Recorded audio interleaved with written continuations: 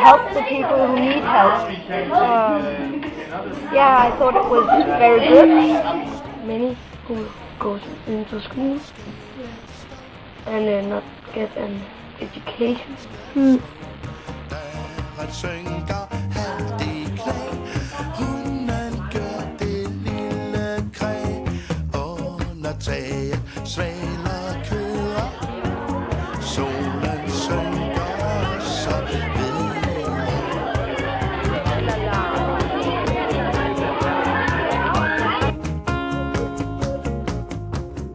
At some points it's good, and some points it's bad.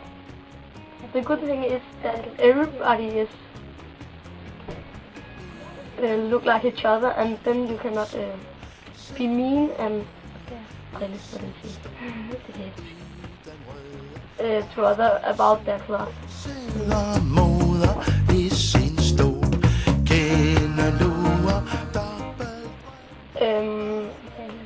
You cannot choose what you are wearing. Well, it's a bit easier to just have a uniform, because then you don't have to stand at home and think about what to wear. And in the school I went to, I also had a uniform.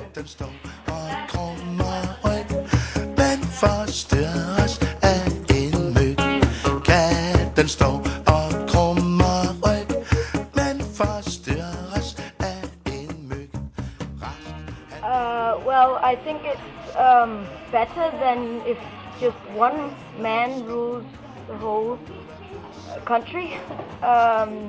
So everyone gets to decide a little bit about how the land is going to be and the rules and stuff. Everybody can get what they want if there's the most they want. Then there's many that are going to be happy. In TV there's a lot about politics. We are not starting to learn about democracy yet. I think it's next year. Well, I've talked about it with my dad a lot, and I've seen it in the TV, and then I've also lived in the UAE where they have a sheikh. Yes. And there was only one man who ruled the country. So that was a bit different to here than in Dubai.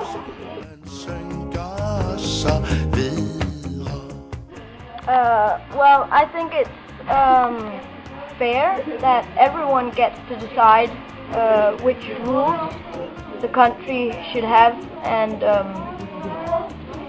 that everyone has the right to decide and all that.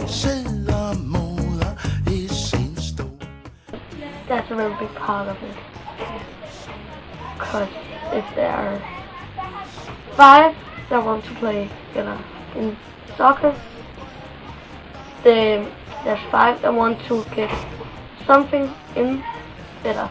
Some teams and some others. So it don't get unfair for someone. Well, a bit, because in the UAE where they didn't have democracy, we weren't really. They had a rule about we weren't really allowed to play girls and boys together. There was a separate playground for boys and for girls. And we were not allowed to go outside the playground. It wasn't really a playground. It was only tiles. There was no grass or anything. And then the only thing we had was a football and a basketball for about 200 boys. Yeah, because it's not as open as here. Here you can, there's a lot of things you can do. We also have a little forest, some of the small pupils playing. So there's not, there's things for everyone. So, but down there we only had a football and a basketball. So there was a lot of fights sometimes about who should get the balls, the basketball and the football. So, but here every class has their own basketball and footballs and tennis balls.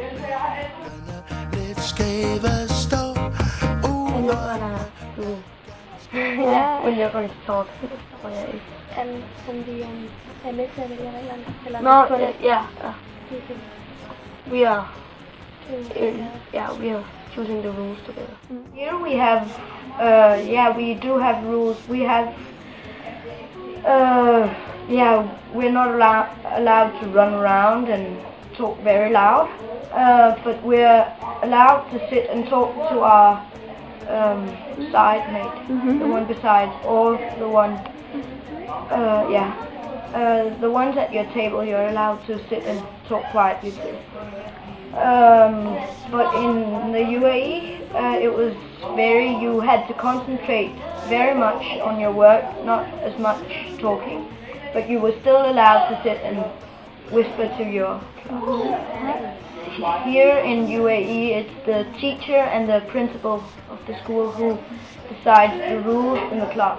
But it is Jesper that decides the rules. So we can only say if we think they're not good or if they're good, but we can't decide. So yeah, I would say they were flexible. Because in some countries it's only men who's deciding things, and it's best that it's just equal. I think it's fair that it's a girl and a boy. So it's not only boys or not only girls. No, in UAE we didn't really have that. No, that was just the teachers and the principal that made the rules. But here we have two from each class, from 3rd grade to 6th grade. There are two in each class which are a captain and a helper. And then they come to some school meetings and they talk about the rules for the school, what we need, for example, more things on the playground or more footballs or something. Then they ask us in the class if there's something we need, or for example a football or something, if we need that, and then they're gonna take it to the meeting and talk about it there.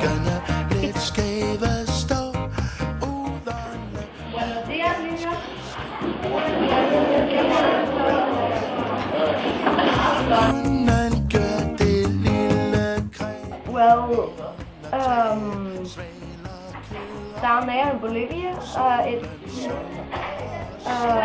the pupils seem to have a lot of respect for the teacher, and they also did in the UAE. We had a lot of respect for the teacher. Here, we still have respect for the teacher, but it's still we're like more free. We don't have to stand up and say hello. We just say hi to him when he comes in. I think this system is okay, but I also like the other ones where there are more respect to the teacher, because then there's not as much noise in the class. And I like that, because I like working in when there's not much noise.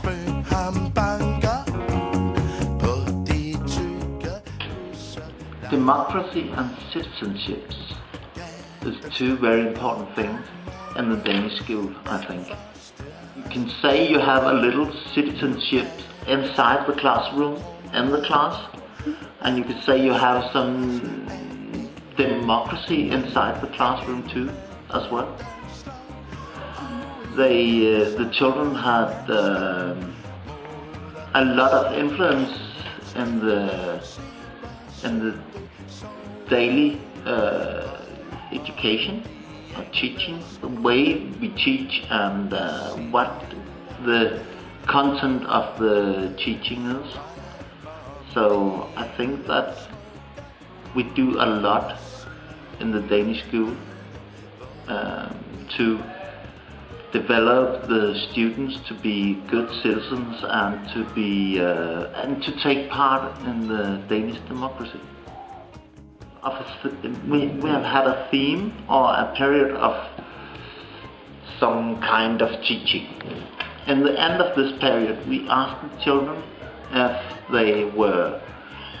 if they think it was good, if they think it was bad, if they think it was boring or interesting, and we learn them to say why they think it's boring and why they think it's good and why. And next time we plan a period of teaching, we include this opinions from the children as a teacher to say to yourself, it's very important that the children is telling you their opinion of things, and you're going to listen to it and act on it. Yes, if there are some themes, we can talk about it in the classroom. If they have heard something in the television, or if they have read something in the newspaper, if their father and mother is talking about something at home, they could bring this knowledge to the classroom, and then we could discuss it in the classroom next day. That is something we often do. On the school we have a student council, you can call it that.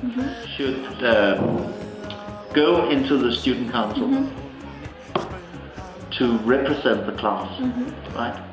And that is the class who elect this person. Once a week, actually, we have a talk about how was teaching this week, how is anybody feeling sad, or is anybody bullying anyone, or something like that. We call it the classes lesson. The lesson for the class, you can call that in English. I don't think it's right, but we can do that. And there we talk about this thing, and we talk about subjects for the student council. The difficulties with the other classes in the breaks, or anything, they can say it in the student council and perhaps talk about it there. And each representative for each class is going back to the class and tell them, now we're going to do like this, and now there's a rule for this, and so on. Been working with it from 4th grade to 6th grade. Last year we worked with the UN Children Convention, yes. I don't know if they know it. If you ask one of the children, do you know this rule number this and the convention, they don't know. But they know there is a convention. And we have worked with the content of the convention. Listen to the children and make sure that the children are experience that you actually do as they say. And the next time you plan a teaching period, then you can ask the children what was good or what was bad in this period, and then they can see that you have changed it, that you have listened to the children, and you have and you have acted. Yes, I think that's the main. And be happy. Try to be there for them when they come and say I'm sad or I'm glad. Then listen. I think that's the best way. And talk about political issues in the class. And Don't say that's not the right opinion, but accept their opinion, okay? I think that. Hist var vejen slår